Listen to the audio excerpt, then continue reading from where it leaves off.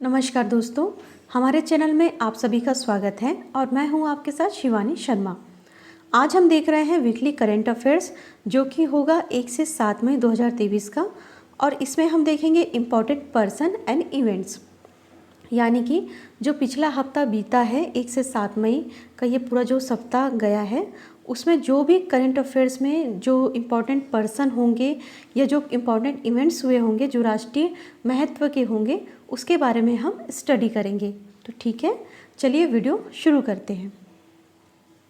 सबसे पहले हम देखेंगे मास्टर कार्ड के पूर्व सीईओ और भारतीय मूल के अजय बंगा विश्व बैंक के अगले अध्यक्ष बनने के लिए तैयार है। तो हम जानते हैं कि सबसे पहले वो इस अजय बंगा, तो आप साइट की एक पिक है उसमें देख पा रहे होंगे, वो इस Ajay Banga former Mastercard CEO Ajay Banga has been selected 14th president of the World Bank. In Feb 2023, US President Joe Biden nominated him to lead the World Bank. Banga is the first Indian American to head the bank. अब इतने में आपको इस pick से आपको 3 बातें समझ में आ गई होगी कि जो अजय बंगा है वो फॉर्मर मास्टर कार्ड के सीईओ रह चुके हैं और अब वो 14th प्रेसिडेंट बनने जा रहे हैं वर्ल्ड बैंक के। ठीक है, उन्हें नॉमिनेट किया गया है यूएस के प्रेसिडेंट जो बाइडन द्वारा फेब 2023 में, फेब 2023 में। ठीक है, और Banga is the first Indian American to head the bank. अब इसमें और अधिक जानकारी लेते हैं। तो विश्व बैंक के कार्यकारी बोर्ड ने अध्यक्ष के रूप में अजय बंगा को 5 साल के कार्यकाल के लिए चुना है और कार्यकारी बोर्ड में 25 सदस्य होते हैं। इस बात को आप ध्यान रखिएगा। संयुक्त राज्य अमेरिका के राष्ट्रपति जो बाइडन ने फरवरी के अंत में बंगा को इस पद के लिए नामित किया था। वह विश्व बैंक के प्रमुख डेविड मलपास की जगह लेने वाले एकमात्र उम्मीदवार थे। तो जो अजय बंगा विश्व बैंक के अध्यक्ष बन रहे हैं तो वो किनकी जगह पे आ रहे हैं? David Malpass. उन्होंने किसको रिप्लेस किया?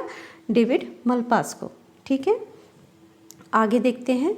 बंगा के चुनाव में विश्व बैंक के कार्यकारी बोर्ड के 24 सदस्यों ने मतदान किया, रूस वोटिंग से दूर रहा। तो दोस्तों, हमने पिछली स्लाइड में देखा कि विश्व बैंक के कार्यकारी अध्यक्ष के चुनाव में जो 25 सदस्य की वोटिंग होती है, क्योंकि विश्व बैंक के कार्यकारी जो सदस्य होते हैं वो 25 राष्ट्रों का समूह होता है, 25 देश उसमें भाग लेते हैं उस चुनाव में। ठीक है, अब यहाँ बताया जा रहा है कि बंगा के चुनाव में विश्व बैंक के कार्यकारी बोर्ड के 24 सदस्य ने मतदान किया। तो ये साफ नज़र आ रहा है कि एक राष्ट्र ने मतदान नहीं किया, एक राष्ट्र वोटिंग से दूर रहा। तो वो कौन था? रूस। इस बात को आप ध्यान रखिएगा, इससे डायरेक्ट क्वेश्चन बनते हैं। उन्हें 2 जून 2023 से शुरू होने वाले 5 साल के कार्यकाल के लिए विश्व बैंक के 14वें अध्यक्ष के रूप में चुना गया। उन्हें 2016 में पद्मश्री पुरस्कार से सम्मानित भी किया गया। अब यहाँ पर बताया जा रहा है अजय बंगा जी की जो उपलब्धियाँ हैं उसे बता रहे हैं कि 2016 में उन्हें भारत के द्वारा पद्मश्री पुरस्कार से सम्मानित किया गया। अब विश्व बैंक समूह के अध्यक्ष IBRD अंतर्राष्ट्रीय पुनर्निर्माण एवं विकास बैंक के कार्यकारी निदेशक मंडल के भी अध्यक्ष रह चुके हैं। ठीक है, अब विश्व बैंक समूह के अध्यक्ष IDA अंतर्राष्ट्रीय विकास संघ, IFC अंतर्राष्ट्रीय वित्त निगम और MIGA बहुपक्षीय निवेश गारंटी एजेंसी के निदेशक मंडल के पद में भी अध्यक्ष रह चुके हैं अजय बंगा जी। विश्व बैंक समूह के अध्यक्ष निवेश विवादों के समाधान के लिए अंतर्राष्ट्रीय केंद्र ICSID की प्रशासनिक परिषद के पदेन अध्यक्ष भी अजय बंगा रह चुके हैं। और यूजिन मेयर विश्व बैंक समूह के पहले अध्यक्ष थे। यहाँ पर बताया गया है कि विश्व बैंक समूह के पहले अध्यक्ष कौन थे? तो यूजिन मेयर। अब आगे बढ़ते हैं और आगे जो न्यूज़ है, बार्ग के निदेशक AK मोहंती को परमाणु ऊर्जा आयोग का नया चेयरमैन नियुक्त किया गया। प्रसिद्ध वैज्ञानिक और भाभा परमाणु अनुसंधान केंद्र बार्ग के निदेशक अजित कुमार मोहंती को परमाणु ऊर्जा आयोग का चेयरमैन और परमाणु ऊर्जा विभाग का सचिव नामित किया गया। तो इन्हें आप कैसे पहचानेंगे? तो साइट पे जो पिक्चर बताई गई है इसे आप देखकर अजय मोहंती जी को, AK मोहंती जी को पहचान सकते हैं। मोहंती N व्यास की जगह लेंगे और नागरिक ज़रूरतों के लिए परमाणु शक्ति का उपयोग करने के लिए प्रयास करेंगे। मंत्रिमंडल की नियुक्ति समिति ने 66 वर्ष की आयु तक के कार्यकाल के लिए, यानी 10/10/2025 तक या अगले आदेश तक जो भी पहले हो, उनकी नियुक्ति को मंजूरी दी है। मार्च 2019 में मोहंती को बार्क निदेशक के रूप में नियुक्त किया गया था।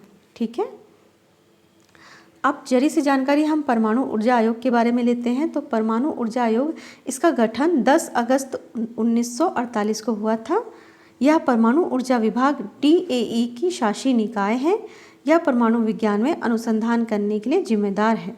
ठीक है, आगे जो न्यूज़ आती है वो है सिद्धार्थ मोहंती को LIC का अध्यक्ष नियुक्त किया गया। LIC के अंतरिम अध्यक्ष सिद्धार्थ मोहंती को 29 जून 2024 तक LIC के नियमित अध्यक्ष के रूप में नियुक्त किया गया। इस तिथि के बाद मोहंती 7 जून 2025 तक या अगले आदेश तक, जो भी पहले हो, LIC के मुख्य कार्यकारी अधिकारी और प्रबंध निदेशक के रूप में कार्य करेंगे। मार्च 2023 में मोहंती ने 3 महीने की अवधि के लिए LIC के अंतरिम अध्यक्ष के रूप में भी कार्य किया है। एक MR कुमार की जगह उन्होंने ली थी।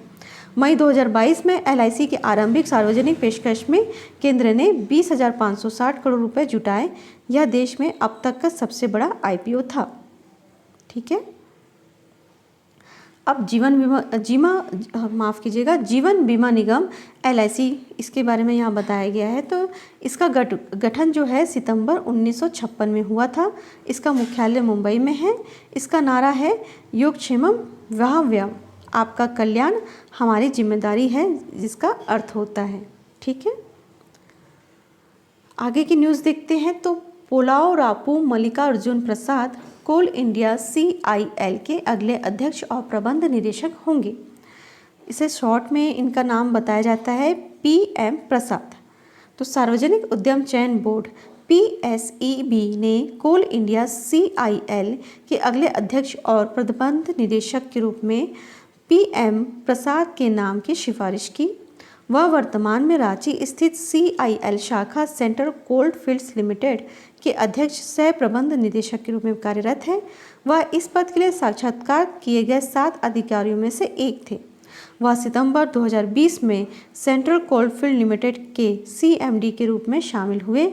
उन्होंने 1984 में 1984 में वेस्टर्न कोल्ड फील्ड्स लिमिटेड के साथ एक कार्यकारी प्रशिक्षु के रूप में अपना करियर की शुरुआत की थी। ठीक है,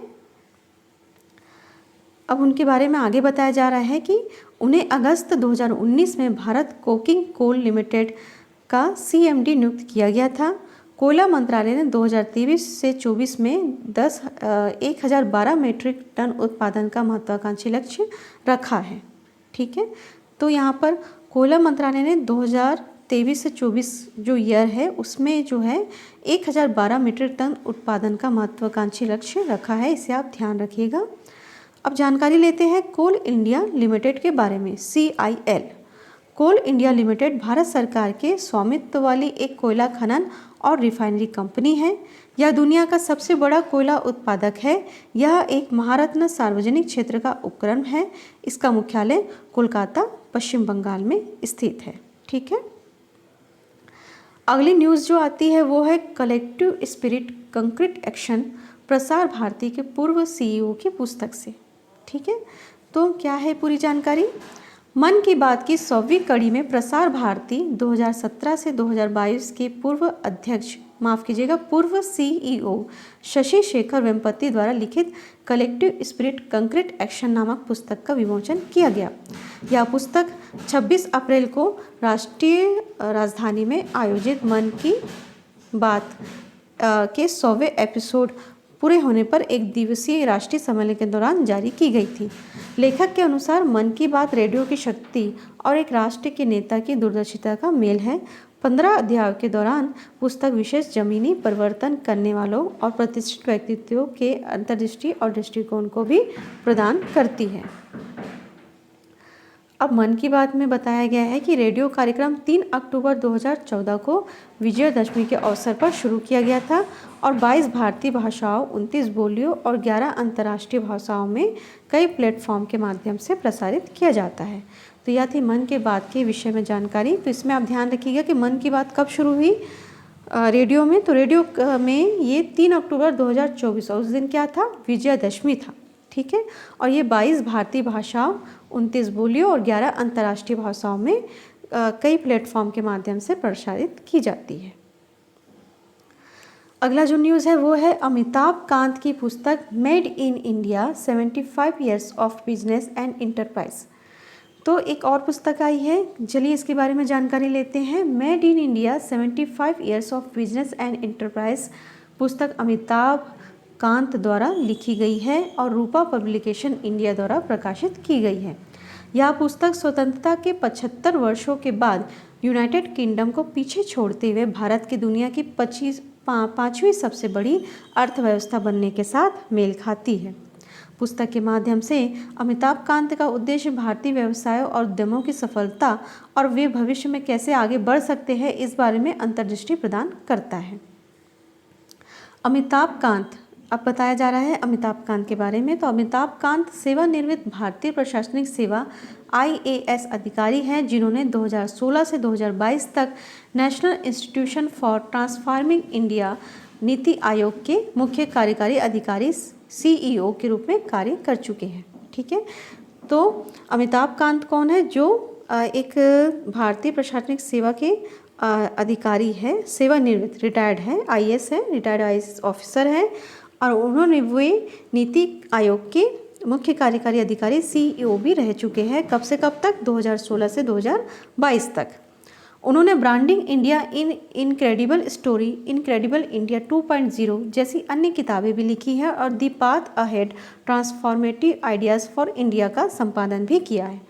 तो उनके द्वारा 2 और किताब लिखी गई है, तो इसे आप ध्यान रखिएगा। ब्रांडिंग इंडिया इनक्रेडिबल स्टोरी, ये पहले नंबर की किताब हो गई और दूसरे नंबर पे है इनक्रेडिबल इंडिया 2.0। ये भी एक किताब है जो इसके साथ साथ 3 किताब हो गए उनके हाथ से। Made in India 75 years of business and enterprises, ये तीसरे नंबर पे होगी और पहले जो हमने 2 की बात की वो। ठीक है, और उन्होंने किसका संपादन किया है? The path ahead transformative ideas for India. ये मिला के 4 टोटल उनके द्वारा 4 किताबें हो गई। ठीक है, अब आगे बढ़ते हैं और इसमें एक खबर आई है, जेल में बंद 3 ईरानी महिला पत्रकारों को संयुक्त राष्ट्र प्रेस स्वतंत्रता पुरस्कार प्रदान किया गया। तो क्या है पूरा मामला, देखते हैं। जेल में बंद 3 ईरानी महिला पत्रकारों को प्रेस स्वतंत्रता के लिए संयुक्त राष्ट्र के प्रमुख पुरस्कार के विजेताओं के रूप में नामित किया गया है। 3 विजेता नीलोफर हमीदी, इलाहे मोहम्मदी और नरगिस मोहम्मदी है। नीलोफर ने एक खबर के जरिए 22 वर्षीय महसा अमीनी के बारे में लोगों को अवगत कराया था, जिनकी पिछले साल सितंबर में मृत्यु हो गई थी। अब इसमें क्या खबर थी? तो अमीनी को ठीक से हेड स्कार्फ ना पहनने के लिए नैतिकता पुलिस ने गिरफ्तार कर लिया था। इलाहे ने अमीनी के अंतिम संस्कार के बारे में लिखा था। अमीनी की मौत से ईरान के शहरों में महीनों से चल रहे विरोध प्रदर्शनों की शुरुआत कर दी थी। ठीक है, तो इनकी खबरों से क्या हुआ था? ईरान के शहरों में विरोध प्रदर्शन शुरू हो गया। तीसरे विजेता नरगिस मोहम्मदी ने एक पत्रकार के रूप में कई वर्षों तक काम किया और ईरान के सबसे प्रमुख कार्यकर्ताओं में से एक रही। ठीक है, अब यूनेस्को विश्व प्रेस स्वतंत्रता पुरस्कार के बारे में बताया गया है। तो यह पुरस्कार 1997 में शुरू किया गया था। यह पुरस्कार उस व्यक्ति, संगठन या संस्था को दिया जाता है जिसने जान जोखिम में डालकर दुनिया में कहीं भी रक्षा या प्रेस की स्वतंत्रता को बढ़ावा देने में उत्कृष्ट योगदान दिया है। यह पुरस्कार यूनेस्को के कार्यकारी बोर्ड की पहल पर स्थापित किया गया था। यह पुरस्कार 3 मई को विश्व प्रेस स्वतंत्रता दिवस के अवसर पर औपचारिक रूप से यूनेस्को द्वारा प्रदान किया जाता है। इस पुरस्कार का नाम कोलंबियाई पत्रकार गुइलेर्मो केना इसाजा के सम्मान में रखा गया है, जिनकी 17 दिसंबर 1986 को बोगोटा, कोलंबिया में उनके समाचार पत्र एल एक्सपेक्टाडोर के कार्यालय के सामने हत्या कर दी गई थी। ठीक है, तो इतना आपको ध्यान रखना है कि यूनेस्को विश्व प्रेस स्वतंत्रता पुरस्कार क्या होता है। इसे आप एक बार ध्यान से पढ़ेंगे तो ये पूरी बातें समझ में आ जाएगी। और जब ये बात आपको समझ में आ गई तो एक बार कहीं पर भी इसका जो कोई भी क्वेश्चन आए यहाँ से तो उसे आप सॉल्व कर सकते हो। ठीक है, अब आगे बढ़ते हैं। भारतीय मूल की अभिनेत्री मीरा सियाल को बाफ्टा फेलोशिप मिलेगी। अब बाफ्टा फेलोशिप ब्रिटिश अभिनेत्री लेखिका मीरा सियाल को प्रदान की जाएगी। फेलोशिप 14 मई को लंदन में बाफ्टा टेलीविज़न अवार्ड्स के समारोह के दौरान दी जाएगी। बाफ्टा फेलोशिप फिल्म और टेलीविज़न में योगदान के लिए British academy of film and television arts BAFTA द्वारा दिया जाने वाला सर्वोच्च पुरस्कार है। फेलोशिप के हिस्से के रूप में वह बाफ्टा के सीखने, समावेशन और प्रतिभा कार्यक्रमों के तहत इच्छुक क्रिएटिव को प्रेरित करने और परिपोषण करने के लिए सीधे आर्ट चैरिटी के साथ काम करती है। ठीक है, अगली जो न्यूज़ है वो है समाजवादी नेता रामकिशन 97 साल की उम्र में मैन ऑफ द सेंचुरी चुने गए। 30 अप्रैल को पूर्व लोकसभा सांसद पंडित रामकिशन को समाजवादी नेता के रूप में उनके प्रयासों को पहचानते हुए नई दिल्ली में शताब्दी पुरुष मैन ऑफ द सेंचुरी की उपाधि से सम्मानित किया गया। समाजवादी विचारक एवं प्रख्यात सांसद मधु लिमये की जन्म शताब्दी समारोह पर प्रशंसा पत्र जारी किया गया। आदिवासियों, दलितों और गरीबों के लिए लड़ते हुए रामकिशन को कई बार गिरफ्तार किया गया था। उन्होंने समाजवादी आइकन डॉक्टर राम मनोहर लोहिया के अनुरोध पर 1958 से 60 के दौरान राजस्थान के भरतपुर बांसवाड़ा क्षेत्र में किसानों और खेत मजदूरों को संगठित किया गया था, उनके द्वारा संगठित किया गया था। ठीक है, रामकिशन को आपातकाल के दौरान सहित कई बार कैद में भी लिया गया। उन्होंने समाजवादी नेताओं जयप्रकाश नारायण और लोहिया के नेतृत्व वाले आंदोलनों में भी सक्रिय रूप से भाग लिया था। 1977 में वह एक बार लोकसभा के लिए चुने गए और 4 बार 1962, 1967, 1974 और 1990 में राजस्थान विधानसभा के लिए भी चुने गए।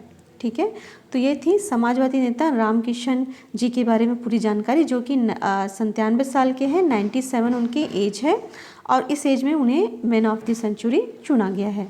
ठीक है, तो दोस्तों ये थी करंट अफेयर्स में कुछ इम्पॉर्टेंट पर्सन और कुछ इम्पॉर्टेंट इवेंट्स के बारे में पूरी जानकारी, जो कि इस पूरे वीक की थी 1 से 7 मई के दौरान की। ठीक है, आगे भी आपको ऐसी रोचक जानकारी के लिए मिलती रहेगी और इसके लिए आप हमारे चैनल सेल्फ मेड अवसर को सब्सक्राइब करना ना भूलें और वीडियो पसंद आए तो प्लीज़ इसे लाइक और शेयर ज़रूर करें। ठीक है, आगे भी हम ऐसी वीडियो पाने के लिए आगे आप हमारे चैनल सेल्फ मेड को सब्सक्राइब करना ना भूलें। ठीक, थैंक यू, धन्यवाद।